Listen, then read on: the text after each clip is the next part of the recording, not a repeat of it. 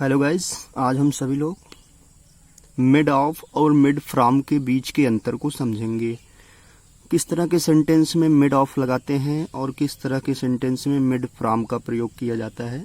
आज हम सभी लोग इन्हीं दोनों शब्दों के बीच के अंतर को समझेंगे। तो शुरू करते हैं। सबसे पहले ये जान लेते हैं कि मिड ऑफ और मिड फ्रॉम इन दोनों का ही अर्थ होता है बनाने के अर्थ में किया जाता है, बनना या बनाना। तो यहाँ पे लिखा गया है से अथवा फिर के द्वारा बना हुआ होना, तो यही इसका अर्थ होता है। अब इसको थोड़ा और हम क्लियर करना चाहते हैं कि कहाँ पे मिड ऑफ लगाएंगे और कहाँ पे मिड फ्रॉम लगाएंगे। सर्वप्रथम हम ये जान लें कि मिड ऑफ का प्रयोग कहाँ किया जाता है। Mid of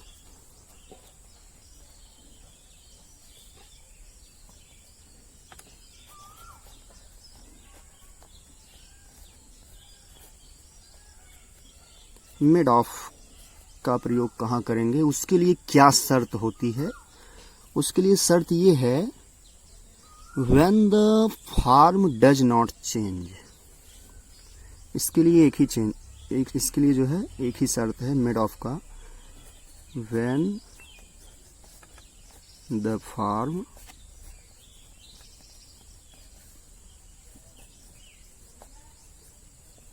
doesn't change। ध्यान दीजिएगा, मिड ऑफ का प्रयोग कहाँ करते हैं। when the form does not change, अर्थात जब रूप में कोई परिवर्तन नहीं होता है। जब रूप में कोई परिवर्तन नहीं होता है उस दशा में हम मिड ऑफ का प्रयोग करते हैं। अभी आपको एग्जाम्पल देके समझाया जाएगा। सर्वप्रथम आप पहले इस चीज को समझें कि रूप में परिवर्तन होने से क्या आशय है। और नंबर 2 मिड फ्रॉम। नंबर 2 क्या है, mid from. Mid from mid from का प्रयोग कहाँ करेंगे, ठीक मिड ऑफ के विपरीत। यहाँ पे क्या था, when the form does not change, जब रूप में कोई परिवर्तन नहीं होता है। ठीक उसी के विपरीत मिड फ्रॉम, अर्थात जब रूप में परिवर्तन होता है।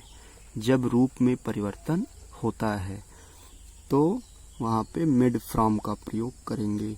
व्हेन द फॉर्म चेंज, यहाँ पे क्या लिख देंगे, व्हेन द फॉर्म चेंज, जब रूप में परिवर्तन होता है, अर्थात जब रूप का परिवर्तन होता है। अब रूप में परिवर्तन होना या ना होना, इन दोनों बातों को हम एग्जाम्पल्स के थ्रू समझेंगे क्या है इसका मतलब। तो एग्जाम्पल समझते हैं। एग्जाम्पल नंबर 1 देखते हैं। सबसे पहला एग्जाम्पल, पनीर दूध से बनता है। जैसे आपको एग्जाम्पल दे दिया जाए, पनीर दूध से बनता है।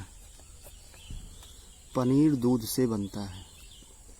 अब आप लोग ये सोच के बताइए कि इस वाक्य में दूध और पनीर 2 पदार्थों की बात की गई है। तो इन दोनों पदार्थों में आपस में जो परिवर्तन हुआ है या नहीं हुआ है, इन्हीं बातों को हम फोकस करेंगे। अगर रूप में परिवर्तन हुआ होगा तब जो है हम मिड फ्रॉम लगाएंगे। अगर रूप में परिवर्तन नहीं हुआ होगा तब हम क्या लगाएंगे, मिड ऑफ लगाएंगे। यही शर्त है। तो जैसे पनीर दूध से बनता है, अर्थात पहले दूध था, तब दूध का परिवर्तन होके किस में हो गया, पनीर में। जब दूध का परिवर्तन होके पनीर में बन गया तो आप देखेंगे पहले दूध था, अब पनीर बना। तो दूध और पनीर में बहुत फर्क होता है। दूध का पनीर से कोई मतलब नहीं, अर्थात इनमें कोई समानता नहीं होती। अर्थात हमें सीधे दिख रहा है पहले दूध जो पदार्थ था, जब इसका परिवर्तन पनीर में हुआ तो जाहिर सी बात है दोनों के गुणों में बहुत बड़ा परिवर्तन हो गया। और क्या परिवर्तन हुआ, पहले लिक्विड था, अब लिक्विड नहीं रह गया, अब ये सॉलिड स्टेट में आ गया।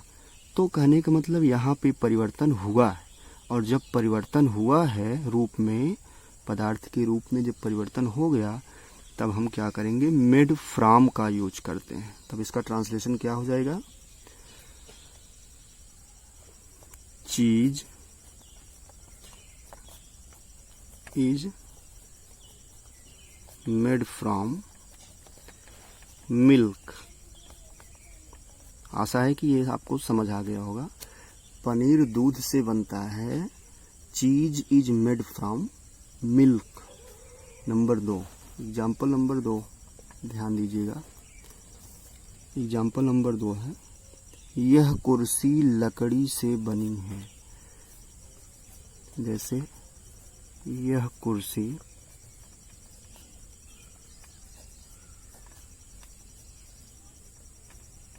लकड़ी से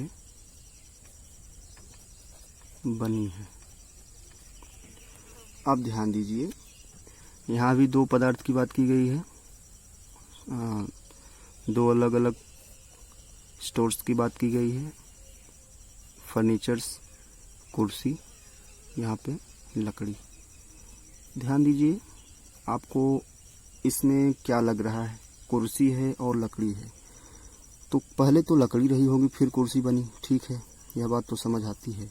लेकिन ध्यान देने योग्य बात यह है, जब लकड़ी लकड़ी थी और जब कुर्सी बनी, दोनों में क्या कोई अंतर हुआ?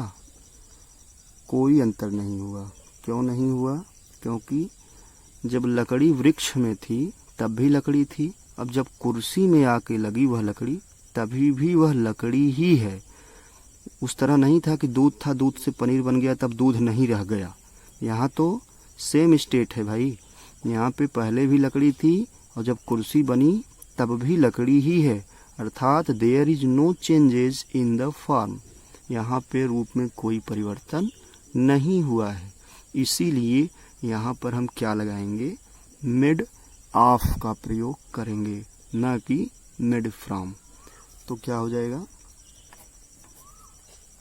This chair is made of wood. This chair is made of wood. This chair is made of wood. Next example. Example number 3. अगर आपसे कह दिया जाए यह घर ईंट से बना है, यह घर ईंट से बना है। अब बताइए यहाँ पे क्या आपको नजर आ रहा है, यह घर ईंट से बना है। ईंट और घर दो प्रकार के पदार्थ, दो प्रकार की वस्तुएं। तो ईंट से क्या बना है, घर बना है। तो ध्यान दीजिए, ईंट तो ईंट था, ईंट को जब घर में लगाया गया तो क्या ईंट से कुछ और बदल के हो गया? जी नहीं, पहले भी ईंट था, घर में लगने के बाद भी वह ईंट ही है, न कि उसके रूप में कोई परिवर्तन हुआ। मतलब पहले भी ईंट था और अभी भी घर में लगने के बाद भी क्या है, ईंट ही है। अर्थात यहाँ भी पदार्थ के रूप में कोई परिवर्तन नहीं हुआ है। तो हम क्या लगाएंगे, यहाँ पे मेड ऑफ लगाएंगे। शर्त के अनुसार हमें क्या लगाना होगा, मेड ऑफ लगाना होगा। तो फिर यहाँ क्या लिख देंगे, this house is made of, और ईंट की अंग्रेजी होती है ब्रिक्स। ईंट की अंग्रेजी क्या होती है, ब्रिक्स। ब्रिक्स मतलब ईंट। एग्जाम्पल नंबर 4, आपसे अगर कह दिया जाए कि मिठाइयाँ दूध से बनती हैं, ध्यान दीजिए, मिठाइयाँ दूध से बनती हैं, मिठाइयाँ दूध से बनती हैं, दूध से बनती हैं। जरा देखिए, यहाँ भी एक दूध है और एक मिठाइयाँ है। पहले दूध था, बाद में मिठाई बनी, तो रूप में परिवर्तन हुआ है कि नहीं हुआ है, इस बात का ध्यान रखना है। दूध से जब मिठाई में परिवर्तन हुआ है, दूध से जब मिठाई में परिवर्तन हुआ है, तो यहाँ पे उन दोनों के रूप में भी परिवर्तन है और क्वालिटी में भी परिवर्तन है, अर्थात यहाँ पे रूप में परिवर्तन हुआ है। मिठाई को वापस पलट के दूध नहीं बनाया जा सकता, ठीक है। दूध जो था, अब एक बार जो इसका रासायनिक परिवर्तन हो गया, अब बाद में फिर वापस यहाँ पे नहीं बनाया जा सकता, अर्थात यहाँ पे जाहिर सी बात है, दूध से मिठाई जब बन गया तो यहाँ पे परिवर्तन हुआ है। तो इसका ट्रांसलेशन क्या हो जाएगा? Sweets are made from milk. Sweets are made from milk.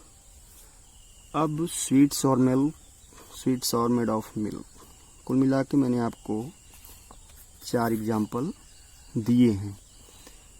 आपके लिए मैं 2 एग्जाम्पल नोट कर दे रहा हूँ। आप सभी जो है वो दोनों एग्जाम्पल ट्रांसलेट करके कमेंट में ज़रूर भेजिएगा। तो पहला एग्जाम्पल है आपके लिए SW के रूप में। अगर आपसे मैं कह दूँ शराब अंगूर से बनी है, शराब अंगूर से बनी है। Example number first and example number second, अगर आपसे कह दिया जाए यह कलम प्लास्टिक से बनती है, यह कलम